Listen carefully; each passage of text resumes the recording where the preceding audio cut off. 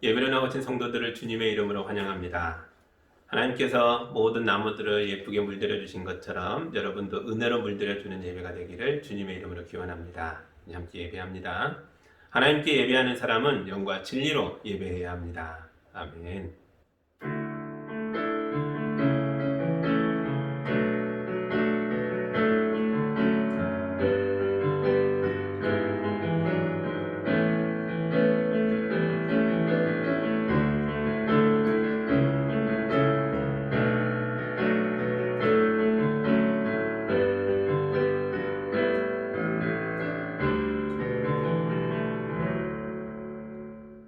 날마다 필요한 은혜를 주시는 하나님 아버지, 지난 한 주간도 우리를 강건하게 지켜주셔서 감사합니다.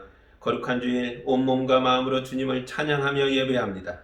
성령 안에서 하늘과 땅이 함께 춤추며 기뻐하는 예배가 되게 하여 주시옵소서.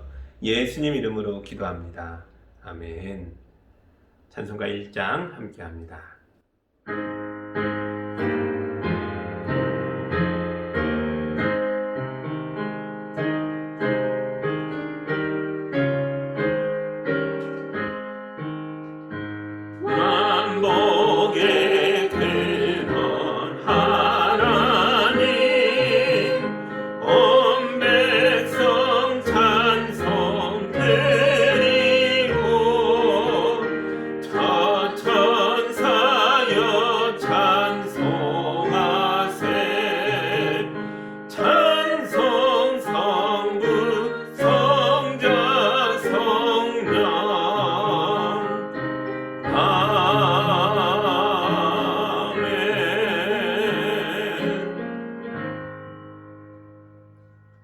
우리 한 주간을 돌아보며 예배에 적합하지 않았던 것들, 예배대로 왔지만 주님 앞에 내놓지 못할 부끄러운 것들이 있다면 이전 고백하고 용서받고 예배자다움을 회복하는 기도를 함께 드리겠습니다.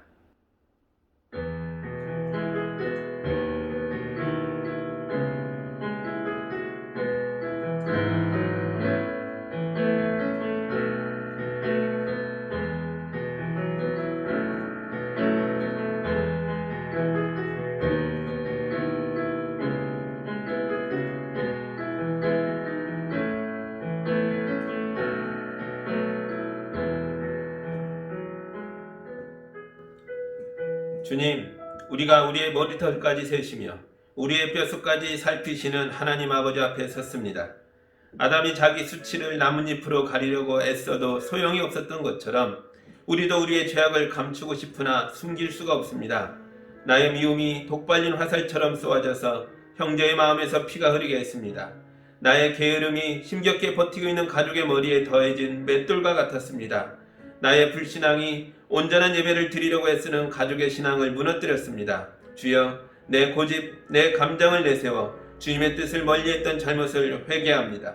가족을 고통스럽게 했던 게으름을 후회합니다. 우리가 다시 일어나서 은혜의 길을 걸어갈 수 있도록 인도하여 주시옵소서. 예수님 이름으로 기도하옵나이다. 아멘.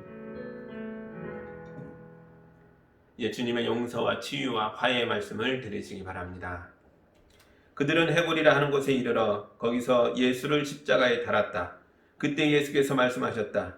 아버지, 저 사람들을 용서해 주십시오. 저 사람들은 자기네가 무슨 일을 하는지를 알지 못합니다. 아멘. 용서받은 자로서 우리의 신앙을 사도신경으로 함께 고백하겠습니다. 나는 전능하신 아버지 하나님 천지의 창조주를 믿습니다. 나는 그의 유일하신 아들 우리 주 예수 그리스도를 믿습니다.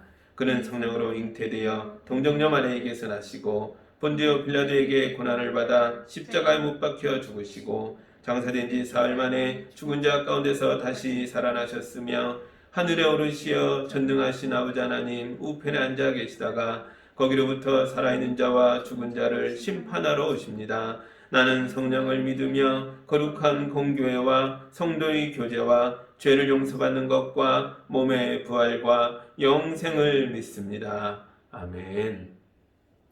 찬송가 91장 함께합니다.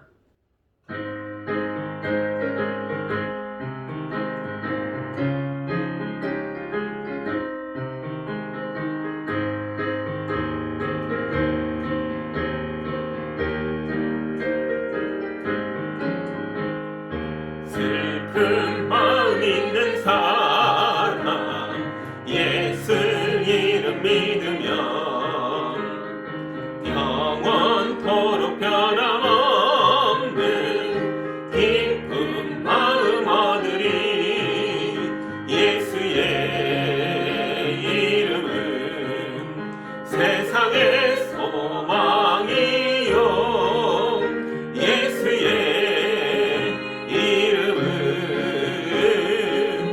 전국의 기쁨일세. 거룩하신 주의 이름 너의 방패 삼으라. 환난 시험 당할 때에 주께 기도드려라. 예수의 이름은 세상의 소망이요 예수의 이름은 전국의 기쁨일세. 존귀하신 주의 이름 우리 기쁨되도다. 주의 품에 안길 때에 기뻐 찬송 부르리. 예수의 이름은 세상의 소망이요 예수의 이름은 전국의 기쁨일세. 우리 갈 길 나간 후에 보좌 앞에 나가 왕의 왕께 경배하며 멸류관을 드리리. 예수의 이름은 세상의 소망이요 예수의 이름은 전국의 기쁨일세.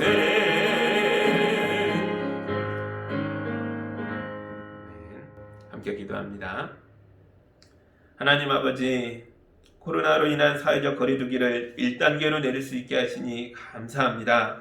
이 시간 영상으로 예배하는 가정과 이 자리에 모인 성도들 모두에게 거룩한 성령으로 임재하여 주셔서 하늘의 은혜로 가득 채워 주시옵소서. 주님, 우리의 예배를 통해서 선포되는 말씀을 통해서 예수를 믿고 따르는 신앙 안에서 가정이 회복되고 어려움이 물러가고 자녀들의 앞길이 열리고 새 시대가 열리게 되기를 소망합니다. 모든 가정마다 하나님의 나라가 이루어지게 하시고 성도들이 들어가서 활동하는 모든 영역마다 분열과 다툼이 사라지고 화해와 용서의 십자가가 세워지게 하여 주시옵소서. 우리 교회를 비롯해 한국 교회들이 사회의 빛과 소금이 되길 소원합니다. 주님이 어려운 때에 가난한 사람들, 약한 사람들이 더욱더 어려워지고 있습니다. 교회들이 앞장서서 사회의 가장 연약한 곳을 돌아보며 주님의 은혜를 나눌 수 있도록 인도하여 주시옵소서. 코로나로 세계 여러 나라들이 단절되며 남미와 아프리카와 동남아의 선교 사역들이 고립되어 있습니다. 주님, 백신과 치료제가 속히 개발되게 하셔서 고립되어 죽어가는 세계 열방의 귀한 영혼들을 구원하게 하여 주시옵소서. 우리 성도들의 가정마다 곳간의 양식이 떨어지지 않도록 도와주셔서 가난한 이웃과 풍성하게 나눌 수 있도록 도와주시옵소서. 우리 장년 세대에게 은혜를 주셔서 어르신들을 부지런히 돌아보고 어린 자녀들은 말씀 안에서 잘 양육하며 살아갈 수 있도록 우리의 길을 열어주시고 축복하여 주시옵소서. 수험생들이 수시 원서를 내고 면접을 보러 다니고 수능을 준비하고 있습니다. 이들이 두렵고 힘든 시간을 보내고 있지만 기도와 말씀 안에서 위로받게 하여 주시고 불투명한 내일을 두려움으로 맞이하는 게 아니라 주님을 만나는 은혜의 시간이 될 수 있도록 인도하여 주시옵소서. 지금 영상으로 예배하는 모든 가정마다 주의 영으로 함께하여 주셔서 하늘의 복과 위로로 가정마다 채워 주시옵소서. 예수님 이름으로 기도하옵나이다. 아멘.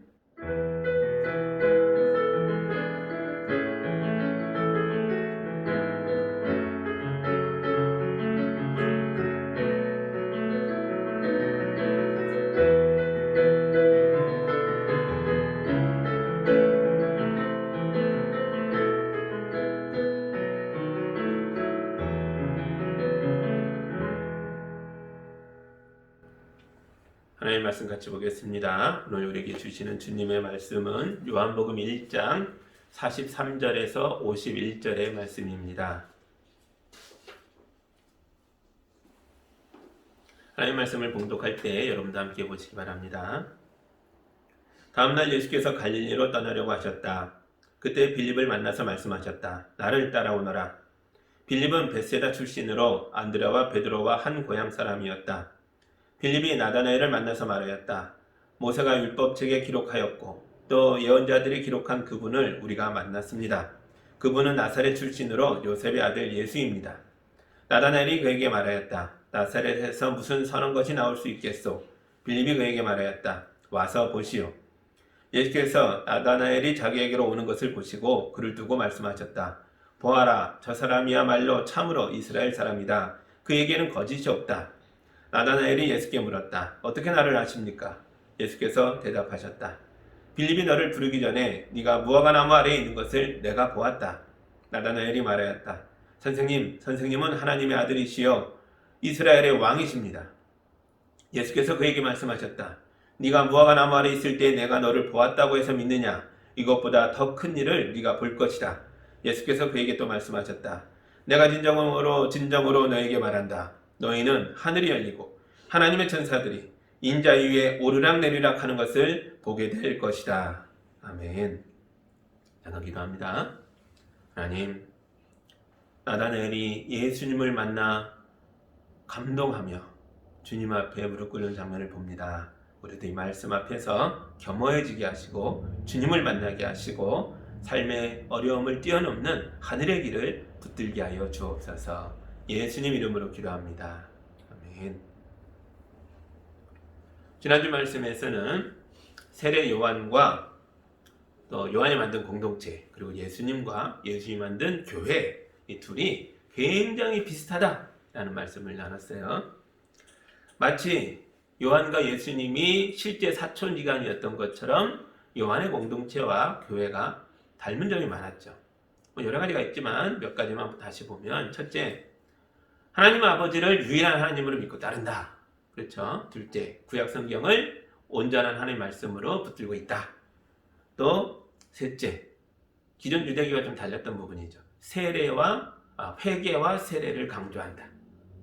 죄를 고백하고 용서받고 증표로 세례를 받으라. 이런 고백들이 그 공동체 안에 있었다는 거죠. 그러나 둘이 아무리 비슷해도 서로 섞이거나 하나가 될 수는 없었습니다. 결정적인 차이가 있기 때문이었죠. 이게 뭐였죠? 예수에 대한 고백이죠. 교회는 예수님을 나의 하나님, 나의 구원자, 나의 메시아, 나의 그리스도라고 고백을 하지만 요한 공동체는 아니죠. 여기서 이 고백 때문에 결정적인 차이가 벌어졌습니다. 사실 교회는 예수님을 하나님이라고 고백한 이 고백 때문에 유대교에 의해서는 쫓겨나고 이방인들에게는 놀림거리로 전락했죠. 그러나 교회가 세상의 변방으로 밀려나는 가운데에도 절대로 예수님은 나의 메시아시며 나의 구원자이시며 나의 하나님이십니다라는 고백을 포기하지 않습니다. 이 고백만 내려놔도 유대교 안에서 다시 자리를 잡을 수 있고 이방인 사회에서도 자리를 잡고 살 수 있을 가능성이 있는데 포기하지 않아요. 이 고백 때문에 변방으로 밀려나면서도 붙들고 있는 교회의 중심적인 고백인 거죠. 이게 우리 교회의 아이덴티티, 정체성입니다. 교회는 기독교란 말 자체가 예수님은 그리스도다라는 고백이거든요. 그리고 단순히 밀려난 것만이 아니에요.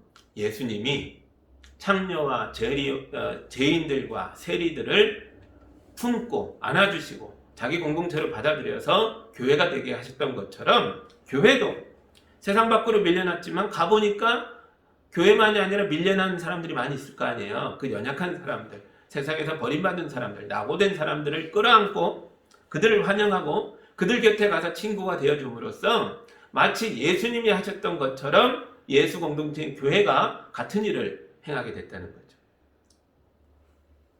그래서 세상 사람들에게 예수가 왜, 어떻게 하나님이신가를 보여줬습니다. 그래서 교회 안에는 두 종류의 사람들이 있게 됩니다. 하나는 예수님을 나의 하나님, 나의 구원자라고 믿고 따르는 사람들이에요. 믿는 자들 해서 이 사람들 신자, 믿을 신, 신자라고 하죠. 또 하나는 어떤 종류의 사람들일까요? 예수님을 닮아가려고 애쓰는 사람들을 보면서 궁금해진 거죠. 저들은 도대체 무엇을 믿는 건가? 교회는 왜 저런 삶을 살고 있는가? 저 공동체는 왜 이렇게 특별한가? 그래서 궁금해서 들어온 사람들, 알고 싶어서 온 사람들, 이런 사람들을 진리를 찾는 사람들이라고 해서 구도자라고 부르죠. 교회 안에 우리가 다 와 있지만 우리 교회 안에도 신자와 구도자들이 함께 있는 거예요. 믿는 자와 알고 싶어하는 사람들이 함께 있는 거죠. 그런데 신자 없이는 구도자가 생길 수 없어요. 그렇죠? 믿는 자가 있기에 궁금해지고 알고 싶어지고 찾아오는 사람들이 생기는 거죠. 여러분이 제대로 예수님을 믿으면 그런 믿음의 삶을 통해 여러분의 가족과 이웃이 구도자가 됩니다. 그리고 먼저 구도자가 돼야 이들이 온전한 믿음을 발견하고 신자가 되어갈 수 있는 거죠. 저 친구 중에 강원도에 뼈대에 있는 유교 집안의 장손이 있어요. 그 집안의 대를 이어갈, 유교 집안의 대를 이을 그런 아이였는데 이 친구가 중학교 때 교회를 다니게 됐고 예수님을 영접하게 됩니다.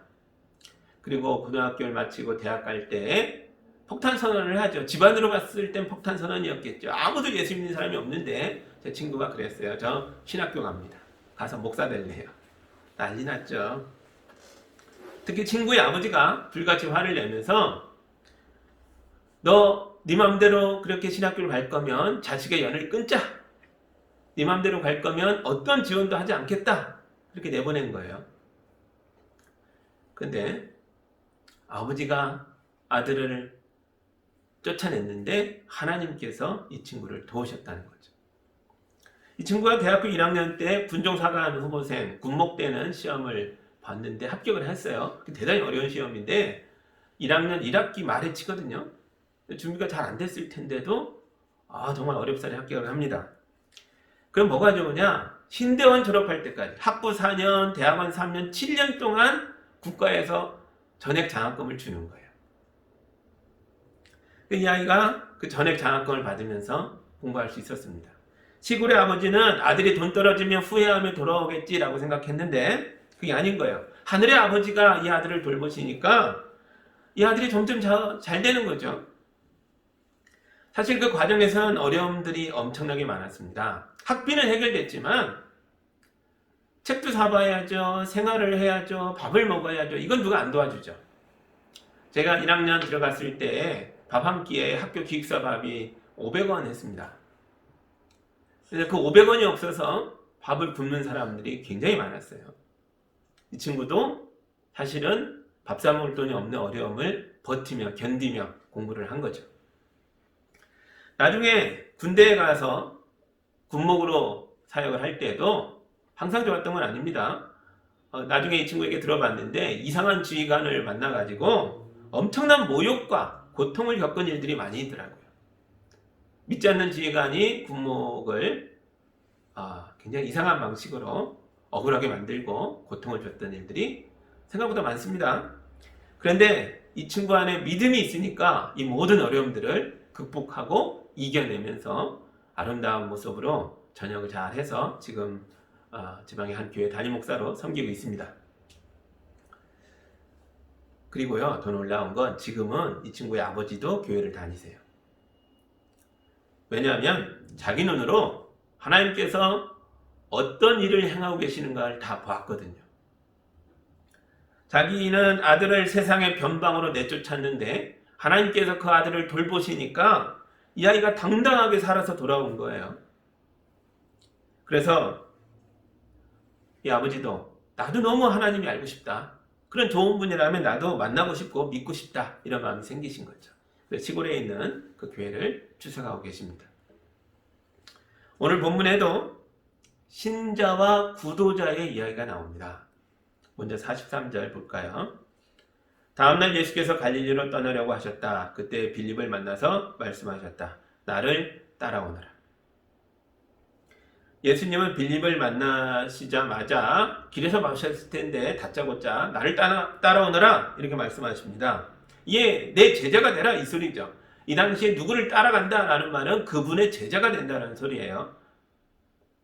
이게 둘 사이의 첫 만남이 아니었을 거예요. 왜냐하면 아무리 예수님이라도 길에서 처음 본 사람에게 다짜고짜 날 따라라, 너 마음에 든다, 내 제자가 되라, 오늘부터 우리 일일이다 이렇게 하셨을 리가 없죠.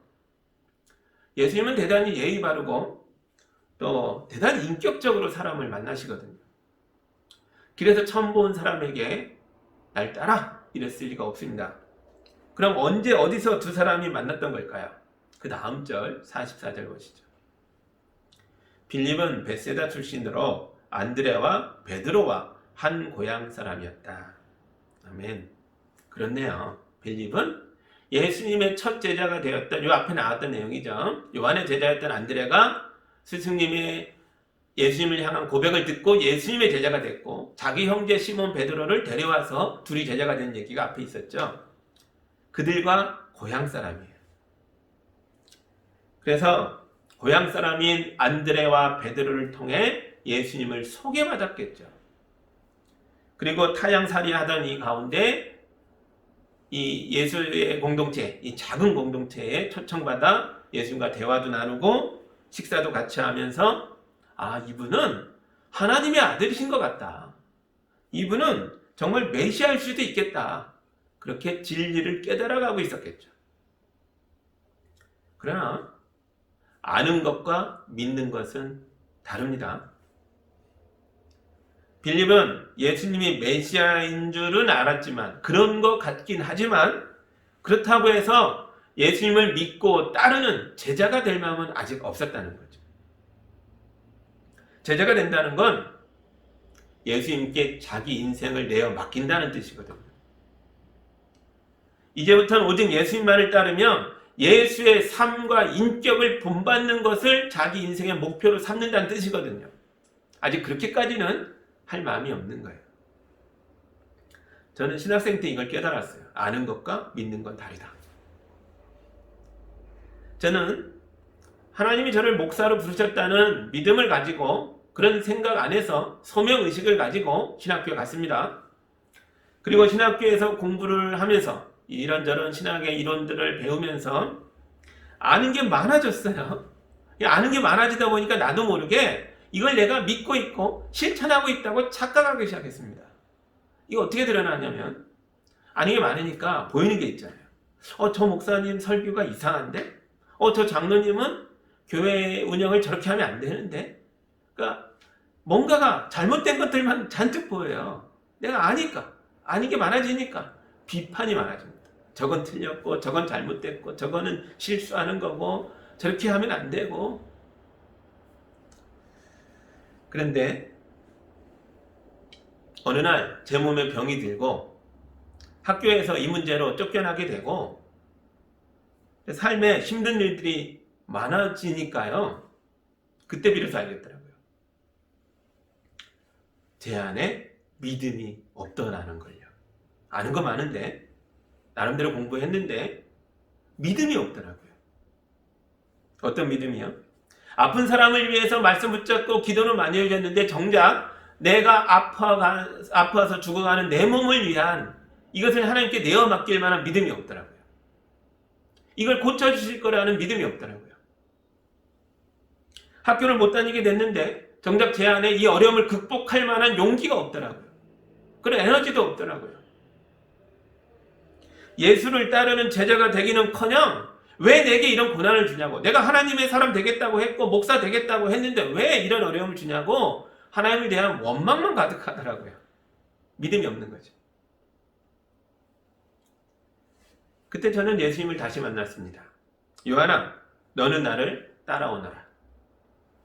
이 부르심 앞에서 정말 두렵고 떨리는 마음으로 제 마음과 인생과 목숨을 다 내어놓는 마음으로 예라고 대답했습니다. 제가 신학교 갈 때 예라고 했던 대답은 가짜였고, 이 큰 어려움 앞에서 이때 한 대답이 진짜 예였던 거죠. 아는 예와 믿음의 예는 좀 다르더라고요. 여러분 중에도 모태신앙에 속고 있는 분들이 계실 겁니다. 어릴 때부터 교회 다녔기 때문에 나는 교회를 잘 알고 있고 예수도 잘 알아. 믿음이 뭔지 난 알아. 정말 많이 아실 거예요. 그렇게 생각하지만 그게 과연 진짜 믿음일까요?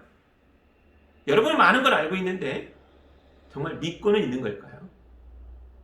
진짜 믿음이라면 여러분의 삶 속에서, 여러분의 언어와 고백 속에서 드러나야 합니다. 예수를 믿고 있다는 게 나타나야 하는데 그걸 보여줄 수 있나요? 여러분의 가장 가까운 가족이 그걸 볼 수 있나요? 증명할 수 있는 어떤 삶이 있나요? 없다면 아직 믿고 있지 않는 겁니다. 빌립도 그랬어요. 빌립은 고향 사람들을 통해 예수님을 소개받고 예수님을 알아가면서 이분은 메시아겠구나 라는 걸 알았습니다. 하지만 아는 것과 믿는 것이 달랐죠. 예수를 믿는다는 건 예수의 인격을 내 안에 받아들이고 예수의 삶을 본받아서 예수를 닮아가는 삶을 살려고 애써야 되니까요. 그게 없는 거예요. 예수님은 빌립에게 너는 나를 따라오너라 말씀하심으로써 빌립을 암과 믿음의 사이에 세워놓은 거예요. 선택하라는 거죠. 이 말씀은요, 사실 강요예요, 강요. 어정쩡하게 있을 수 없다는 거예요. 내가 메시아인 거를 느끼고 알고 있냐? 그러면 선택해라. 암과 알면서 그칠 건지, 믿음으로 나의 제자가 되어 믿음으로 나아갈 것인지 선택해라. 이런 강요를 받는 게 굉장히 중요합니다. 여러분, 아는 것만 추구하면 그 사람은 영원히 구도자일 뿐이에요. 진리를 쫓아가긴 하지만, 알려고는 하지만, 늘 진리에 목말라 하긴 하지만 예수 안에서 터져나오는 생수는 맛보지 못한다고요. 이 생수의 강은 오직 예수를 믿는 사람 안에서만 흐르거든요. 요한복음 7장 38절을 제가 읽어드릴게요. 예수님이 직접 하신 말씀입니다. 나를 믿는 사람은 성경이 말한 바와 같이 그의 배에서 생수가 강물처럼 흘러나올 것이다. 아멘. 이 생수는 누구에게서 흘러나와요? 나를 믿는 자. 나를 아는 자가 아니에요. 나를 믿는 자 안에서 생수가 흐를 것이다. 빌립은 암과 믿음 사이에서 고민하다가 예수의 부르심에 정신을 바짝 차리고 믿음을 선택합니다. 이때가 빌립이 구도자에서 신자로 넘어가는 순간이었어요. 예수에 대해서 알고 싶어 하던 단계에서 예수를 믿는 자로 넘어간 거예요. 그리고 빌립이 신자가 됐을 때, 믿는 자가 됐을 때 그에게 어떤 변화가 일어납니다. 그 변화가 무엇이었는지 그 다음 절 보시죠. 45절입니다. 빌립이 나다나엘을 만나서 말하였다. 모세가 율법책에 기록하였고 또 예언자들이 기록한 그분을 우리가 만났습니다. 그분은 나사렛 출신으로 요셉의 아들 예수입니다. 아멘. 빌립이 나다나엘이라는 친구에게 예수님이 우리의 메시아입니다 라고 고백을 합니다. 여러분은 이런 고백을 누군가에게 해본 적이 있으신가요? 만약 한 번도 없다면 우리는 아직 예수의 제자가 아닌 겁니다. 제자는 다른 사람들에게 자기 스승의 이야기를 하는 사람이거든요. 그래서 내가 예수의 제자라면 예수 이야기를 안 할 수가 없어요. 내가 만난 예수님, 나를 변화시킨 예수님, 나의 믿음의 근거인 예수님, 내 속에서 생수의 강이 흐르게 하시는 예수님, 이걸 고백 안 할 수가 없죠. 제가 미국에서 유명한 신학자이신 김세윤 박사님 수업을 듣게 됐는데요. 이분은 바울 신학에 대해서 세계적인 권위자이십니다. 그런데 이분이 바울 신학이 아니라 복음서를 강의할 때는 가끔 계속 나의 스승이신 마틴 행헬에 의하면 이런 말씀을 자주 하시는 거예요. 처음에는 그게 되게 이상했어요. 아니 세계적인 석학이라더니 옛날에 배운 걸 앵무새처럼 따라하는 거 아니야? 그런 생각이 들었습니다. 그런데 더 오래 지켜보니까 그게 아니더라고요. 이분은 어디까지가 스승에게 배운 거고 어디서부터가 자기의 이론인지를 분명하게 알고 있는 거예요. 자기가 이런 이론을 발전시켜 나가고 세계적인 석학으로 공부해갔던 것들이 빈 땅에 세워진 게 아니라 스승들이 가르쳐준 것 위에 세워진 거라는 걸 분명히 알고 있는 거죠. 그걸 보고 나중에는 와, 정말 훌륭한 선생님과 제자의 관계구나, 그게 느껴지더라고요. 김세현 박사가 세계적인 신학자가 될 수 있었던 이유는 이분이 자기 스승의 가르침을 제대로 알고 있기 때문이라는 거죠. 미국의 출판사 중에 존더반이라는 출판사가 신학적으로 가장 유명한데요. 이곳에서 마틴 행헬의 주석을 새로 내기로 결정을 합니다. 그리고 그 원고를 김세현 박사에게 맡겨요. 시대가 바뀌고 새로운 연구들이 축적되면서 주석서를 새로 만들어야 되는데, 이제 마틴 행헬이 했던 것들은 옛날 거잖아요. 그 이후에 새로운 것들을 보완해서 새로운 성경 해석들을 확장해야 되는데, 마틴 행헬의 수많은 제자들 중에 김세현에게 맡기더라고요. 저도 예수의 제자로서 이 정도까지 스승이신 예수님에 대해서 말할 수 있으면 좋겠습니다. 이건 제가 믿고 따르는 우리 예수님의 가르침입니다. 그리고 이건 이 가르침을 오늘의 언어로 해석하고 실천하고 있는 저의 말입니다. 이렇게 제대로 구분해서 예수님과 예수님에 대한 믿고 따르는 우리의 실천을 올바르게 말할 수만 있다면 이거야말로 최고의 설교가 아닐까, 그런 생각을 합니다. 오늘날의 설교가 넘쳐나고 있어요. 기독교 방송도 여러 개가 있고요. 텔레비전에서 설교가 쏟아져 나오고 있습니다. 코로나 시대로 또한 비대면 예배가 늘어나면서 우리 교회도 그렇지만 많은 교회들이 온라인에 예배 실황과 설교들을 올려놓으면서 수천 편의 설교들이 매주 올라오고 있어요. 그야말로 설교의 홍수가 터진 거예요. 그런데 홍수가 나면 정작 마실 물이 없다, 이런 말이 있잖아요. 설교가 수천 편이 쏟아져 나오고 있는데 오히려 교회가 사회적으로 욕을 먹고 있습니다. 이건 어떻게 된 거죠? 하나님의 말씀이 세상을 향해서 엄청난 스피커들이 끊임없이 이야기를 하고 있는데, 왜 사회는 점점 더 기독교를 광심자 집단처럼 여기고 또 이상한 사람들, 비밀주의에 빠져 있는 사람들처럼 그렇게 보고 있냐고요. 아는 게 많아지고 말도 늘어나는데 정작 왜 우리는 사회로부터 믿음을 주지 못하고 불신을 당하고 있냐는 거죠. 세상에 많은 사람들이 사회적 거리두기를 실천하면서 코로나 세상에서도 어떻게든 일상을 멈추지 않아 보려고 애를 쓰고 있는데, 정작 교회에서 방역지침을 어기고 몰래 모이고 따로 모이고 바이러스를 확산시키는 것들을 보게 된 거죠. 그러다 이게 드러나면 오해가 있었다거나 잘 몰라서 그랬다거나 이렇게 변명을 하는 경우가 많은데요. 이게 무슨 소리입니까? 우린 무식해요. 우린 세상에 관심이 없어요. 우린 당신들의 고통에 알고 싶지 않아요. 이런 말처럼 들린다는 거죠. 우리끼리는 이걸 꼭 해야 되겠으니까 세상의 고통에 대해서는 우리는 관심 없어요.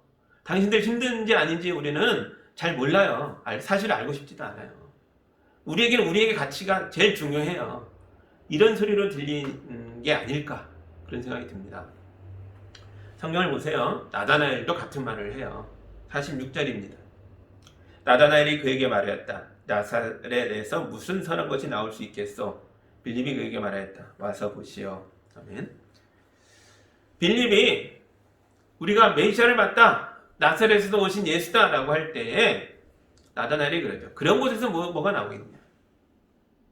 나사렛이란 동네는 그런 곳이라는 거죠.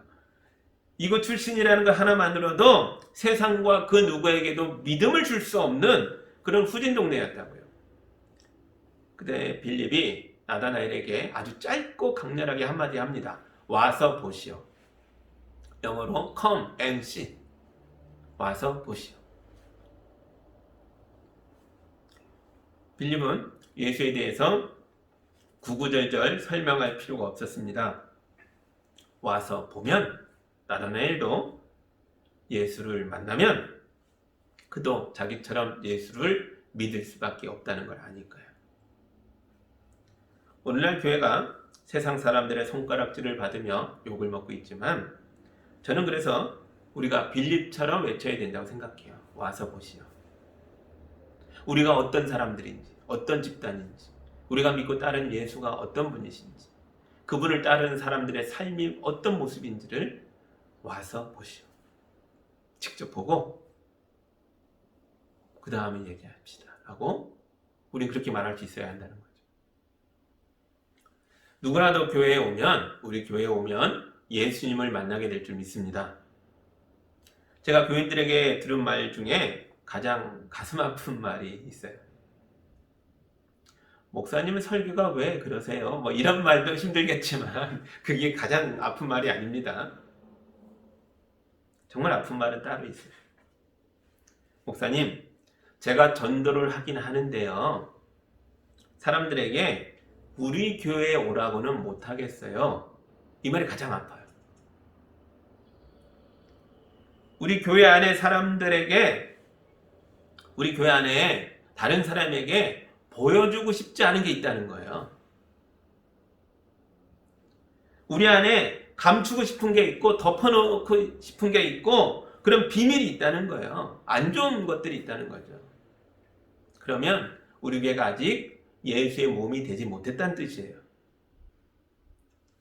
누구라도 우리 교회 안에 오면 안심이 돼야 됩니다. 그게 진짜 교회죠. 상처가 있고 죄가 있고 고통이 있고 그 어떤 흠이 있고 어떤 부족함이 있어도 저 교회 가면 나를 받아줄 거야. 이 교회는 나를 안아줄 거야. 이런 믿음을 줄 수 있을 때 그 교회가 진짜 교회죠. 예수 공동체는 그런 곳이었으니까요. 세리와 창녀도 예수께 가면 예수의 사람들은 나를 안아줄 거야 라는 걸 알았어요. 그래서 그들이 왔죠. 와서 봤죠. 교인인 우리가 이걸 먼저 경험하고 있어야 되는데, 신자가 있어야 구두자도 생기는데, 그래야 내가 먼저 경험하고 있어야 남에게 와서 보시오라고 말할 수 있는데, 우리가 그런 말을 못하겠다니. 우리가 교회에서 경험하는 게 고통이고 외로움이고 비밀이고 차별이고 내쫓김이라니. 이게 얼마나 가슴 아픈 말이에요. 나다나엘이 예수께 왔을 때 예수님은 그에게 이렇게 말씀하십니다. 47절, 예수께서 나다나엘이 자기에게로 오는 것을 보시고 그를 두고 말씀하셨다. 보아라, 저 사람이야말로 참으로 이스라엘 사람이다. 그에게는 거짓이 없다. 아멘. 나다나엘이 정말 이렇게 훌륭한 사람이었을까요? 성경에 그런지 아닌지를 알 수 있는 근거를 하나도 제공해주지 않고 있어서 성경에 없어서 말하기가 쉽지 않아요. 이거는 나다나엘 본인만 알겠죠.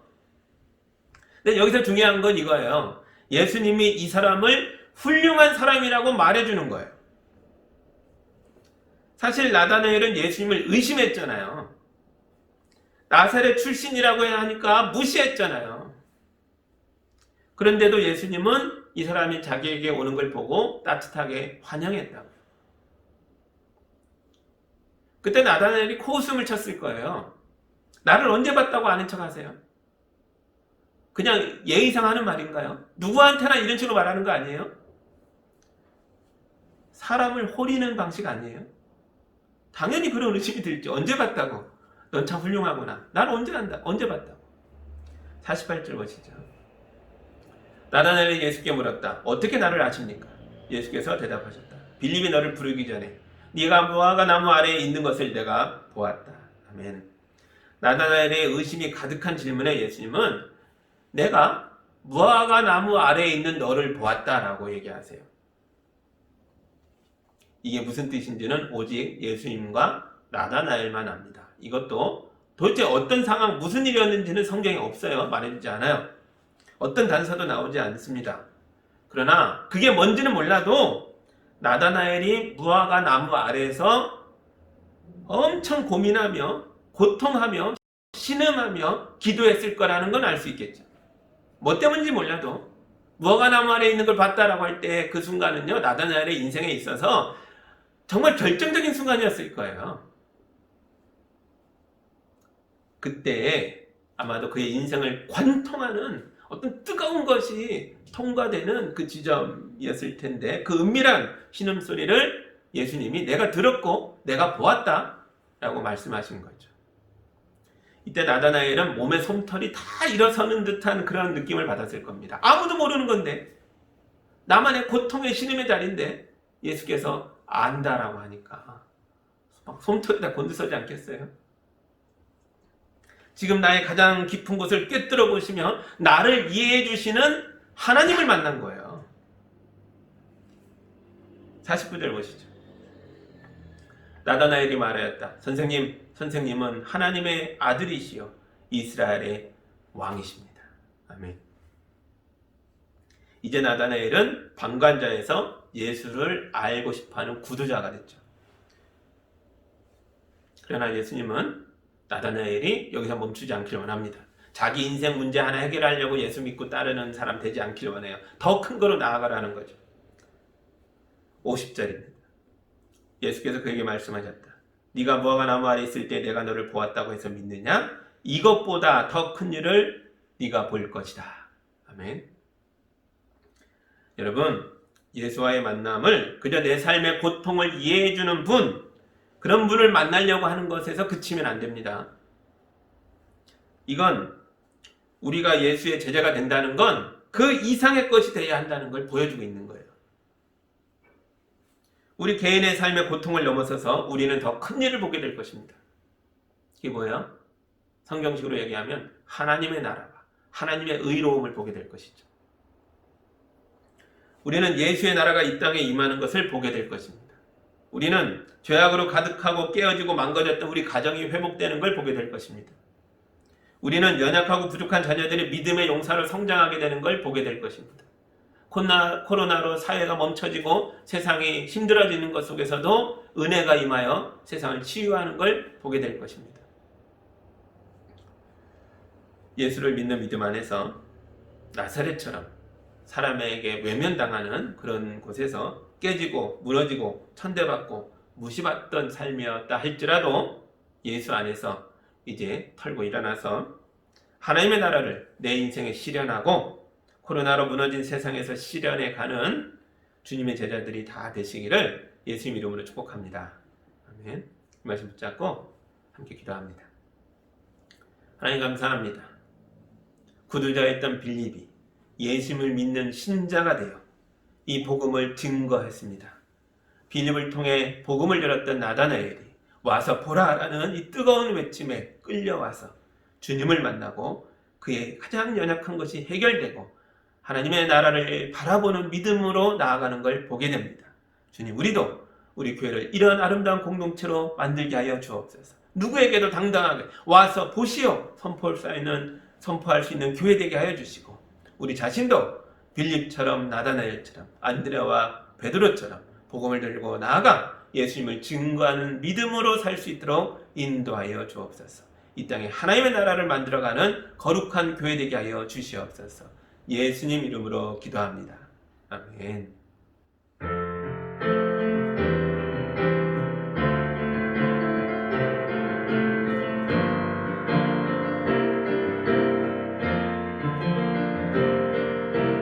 사랑의 나는 있는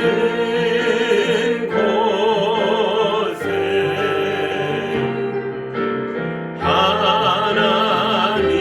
하나님께서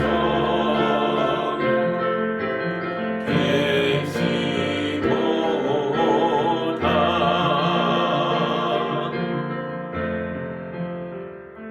사랑하는 하나님 아버지 감사합니다. 우리 성도들을 복되게 하시며 하늘의 물꼬를 허락하시며 땅에서 수고하는 모든 것들이 거룩한 열매 되게 하시니 감사합니다. 우리 성도들이 힘들게 애쓰며 벌었지만 이 안에 은혜가 있고 사랑이 있기에 가족을 돌보며 이웃을 돌보며 주님의 몸된 교회를 세우고자 헌물하였습니다. 이 귀한 예물을 통해 영광 받아주시고 이 아름다운 예물이 하나님의 교회를 세우며 이웃을 살리는 데에 거룩하게 쓰이게 하여 주시옵소서. 우리 성도들이 삶으로 믿음으로 도전하며 나아갈 때 주님의 은혜가 흐르게 하여 주셔서 생수의 강이 흐르게 하셔서 수많은 생명들을 살려내는 거룩한 삶으로 살아갈 수 있도록 인도하여 주옵소서. 예수님 이름으로 기도하옵나이다. 아멘.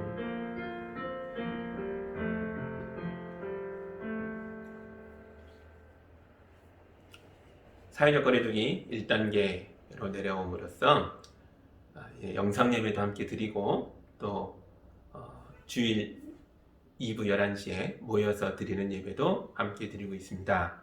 하나님께서 이런 시간들을 주셔서 참 감사하고요.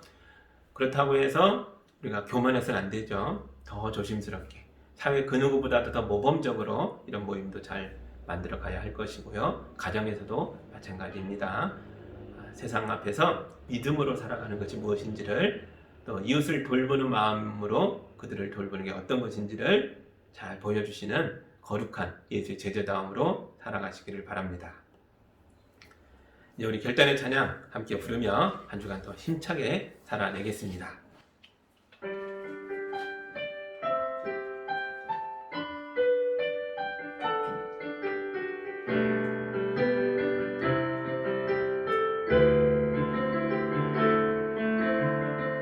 이 땅에 내 삶이 비록 버겁더라도 주님의 선하심 나 믿으며 가리. 이 작은 자통에 주가 이뤄가시니 감사로 사는 삶 나 삶이 원하네. 내 삶의 시간 속에 주 일하시네. 내 모든 여정 속에 함께 하시네. 깊고도 크신 주의 영광을 다 보리라. 위대하신 주 나는 주님께 속한 자 되어 주의 나라 위에 전심으로 살리라.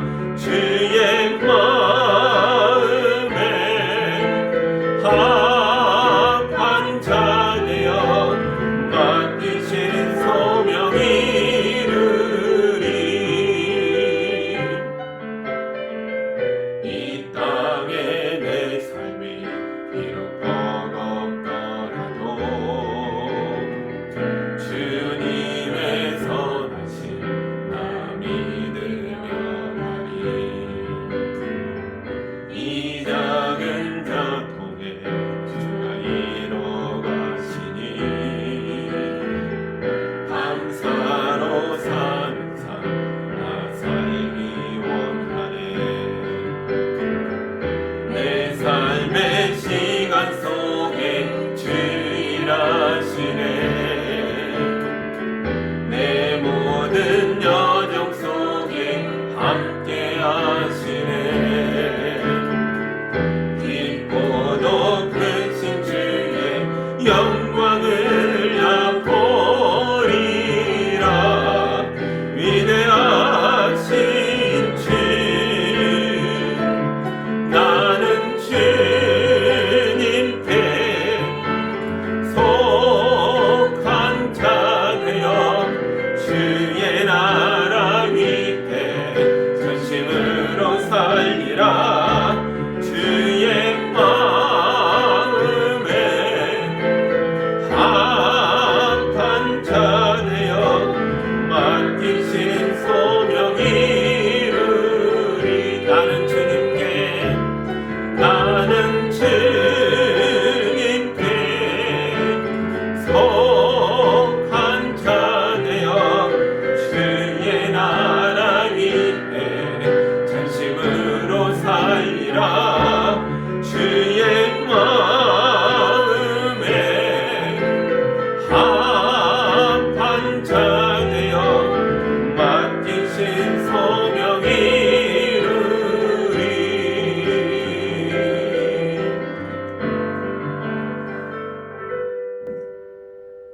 이제는 우리가 믿고 따르는 우리의 참된 스승이시며 우리의 구원자시며 우리의 하나님이신 예수 그리스도의 은혜와 하나님 아버지의 크신 사랑하심과 성령님의 인도하심과 교통하심이 주의 말씀에 아멘하여 구도자에서 신자가 되어 믿음으로 살아나가는 성도들과 이들이 살아내는 가정과 삶의 모든 영역 위에 이제로부터 영까지 함께하기를 간절히 축원하옵나이다. 아멘.